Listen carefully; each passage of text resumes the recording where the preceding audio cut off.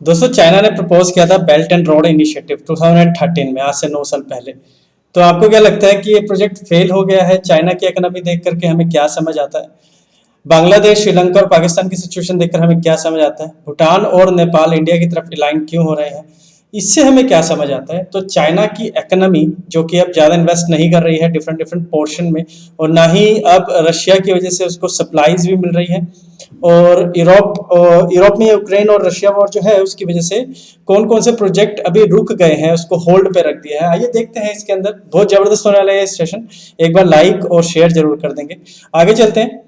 तो पहले अपने आप से क्वेश्चन पूछिए आप। मैंने भी आपके सामने स्क्रीन पे कुछ क्वेश्चन पुट किए हैं कि why China is not investing anymore. ये चाइना अब ज्यादा इन्वेस्ट क्यों नहीं कर रहा है डिफरेंट डिफरेंट कंट्रीज में?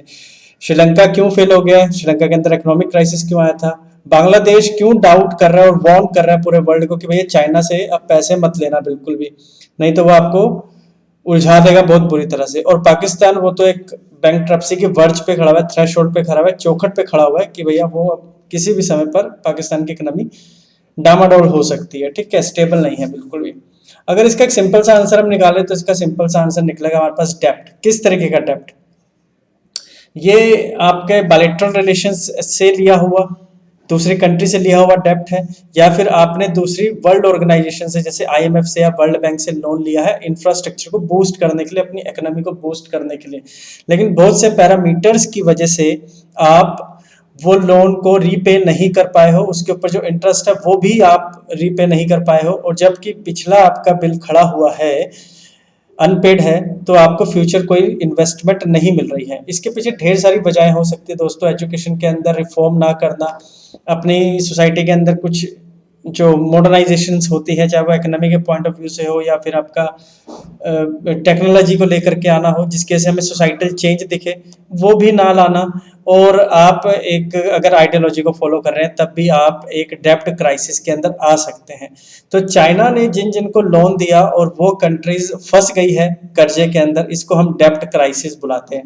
इसको मैं थोड़ा आगे और अच्छे से एक्सप्लेन करूंगा। अभी हम ये समझते हैं कि चाइना ने क्यों दूसरी कंट्रीज को लोन दिया, उनको डेट दिया और उस डेट ट्रैप में फंसा लिया। सबसे पहले चाइना की आइडियोलॉजी समझिए, चाइना की सिचुएशन समझिए। इस टाइम पर चाइना जो है उसने अपने आसपास की स्मॉल कंट्रीज को, जो जिनकी इकोनॉमी ऑलरेडी काफी वीक थी और उनके सपने बड़े थे, उन्होंने आगे बढ़ना था, देखना था कि हम किस तरीके से इंडिया से compete करें। ठीक है, या इंडिया उनको हेल्प कर रहा है तो चाइना ने उनको अपनी तरफ लेकर के आया, कुछ लुक्रेटिव दे करके। ठीक है, उसने अपनी तरफ अट्रैक्ट किया, जिसमें से पाकिस्तान या श्रीलंका, म्यांमार और बांग्लादेश था। ठीक है, तो डेप्ट क्राइसिस डिप्लोमेसी इसको बोला जाता है। चाइना की डेप्ट क्राइसिस डिप्लोमेसी है ये जियोपॉलिटिक्स को कंट्रोल करने का एक साधन है।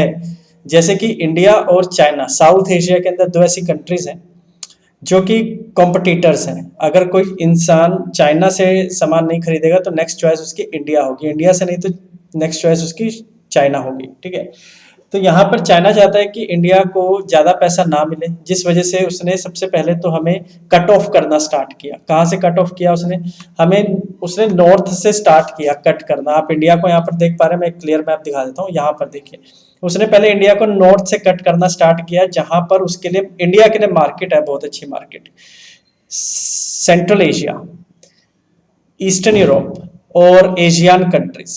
ठीक है, जहाँ पर मलेक्का पोर्ट लिखा हुआ है, यहाँ पर आपको एशियन कंट्रीज मिलती है। ये सभी की सभी कंट्रीज जो है अभी अंडर डेवलप्ड है, तो कुछ भी आप उनको सप्लाई करेंगे चीप रेट्स पर तो आपसे ही खरीदेंगे कि अफोर्डेबल है।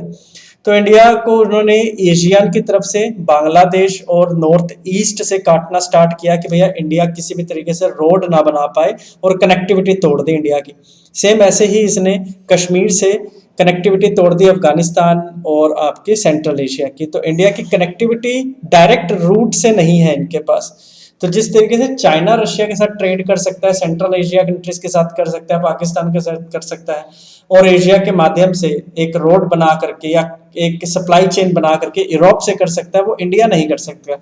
इंडिया को घूम के जाना पड़ेगा, या तो आपका स्ट्रेट ऑफ हॉर्मुज से जाएगा या फिर स्ट्रेट ऑफ आपके ये अपना केप ऑफ गुड होप से जाएगा। लेकिन केप ऑफ गुड होप आज के टाइम पे कौन इस्तेमाल करता है? हर किसी को मालूम है कि सुएज कैनाल से ही ट्रेड होता है, लेकिन वहां पर भी चाइना की प्रेजेंस ज्यादा है।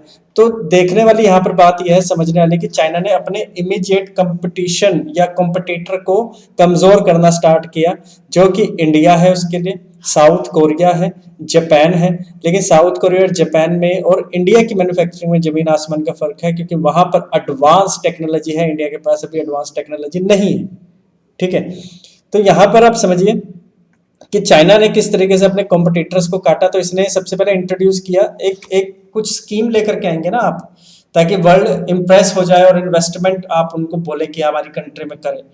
तो चाइना ने क्या किया कि BRI लेकर के आया 2013 में, और उसने सपने दिखाए बहुत सी कंट्रीज को, including Russia and including Germany and France and Italy. इनको बोला कि हम इन्वेस्टमेंट करेंगे आपकी कंट्री के अंदर, और एक कनेक्टिविटी बढ़ेगी, एक इकोनॉमिक एस्पेक्ट से हम लोगों को सबको फायदा होगा। इंडिया को मालूम था कि भैया इंडिया नहीं जाना चाहेगा चाइना के साथ, वो चला भी जाता अगर वो पाकिस्तान में POK के अंदर क्लेम ना करते। अगर हम BRI को मंजूरी दे देते तो इसका मतलब हमने BRI को पाकिस्तान का लैंड मान लिया है। ठीक है, आई एम सॉरी, POK को हमने पाकिस्तान का लैंड मान लिया है। लेकिन ये तो हो ही नहीं सकता, हम किस तरीके से POK को पाकिस्तान का लैंड मान ले, वो तो डिस्प्यूटेड रीजन है, अभी उसके ऊपर अभी हम काम चल रहा है। ठीक है, तो इंडिया ने मना कर दिया BRI के साथ इंक्लूड होने पर। तो चाइना ने देखिए किस तरीके से इंडिया के आसपास एक जाल बिछाना शुरू किया। उसने क्या किया, बांग्लादेश के अंदर, श्रीलंका के अंदर, पाकिस्तान के अंदर पोर्ट्स बनाने स्टार्ट किए और वहां पर अपनी आर्मी भी डिप्लॉय करनी स्टार्ट कर दी। तो वहां पर चाइना का एक प्रेजेंस हो गया, नेवी के पॉइंट ऑफ व्यू से, आर्मी के पॉइंट ऑफ व्यू से। तो उसने घेर लिया इंडिया को तीनों तरफ से। ठीक है, अगर पेनिनसुला की हम बात करें। उसके बाद उसने इथोपिया की तरफ जा करके, इजिप्ट के पास जा करके, इटली के पास जा करके, और फिर लैंड के रास्ते पाकिस्तान और आपके आर्मेनिया, अजरबैजान, टर्की, इनसे जा करके इंडिया को ऊपर, मतलब कि लैंड से भी और वाटर से भी, दोनों तरफ से रोक लिया इसने।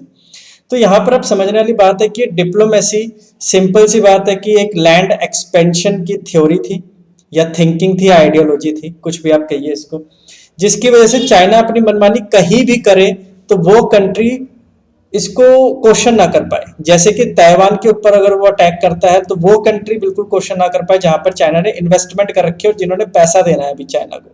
अगर कल को सिक्योरिटी काउंसिल के अंदर वोट होता है तो वो कंट्री चाइना के फेवर में ही वोट दे। ठीक है, तो अभी रिसेंटली ये बात मैं क्यों कर रहा हूँ, इतनी BRI की बात मैं इसलिए कर रहा हूँ क्योंकि बांग्लादेश ने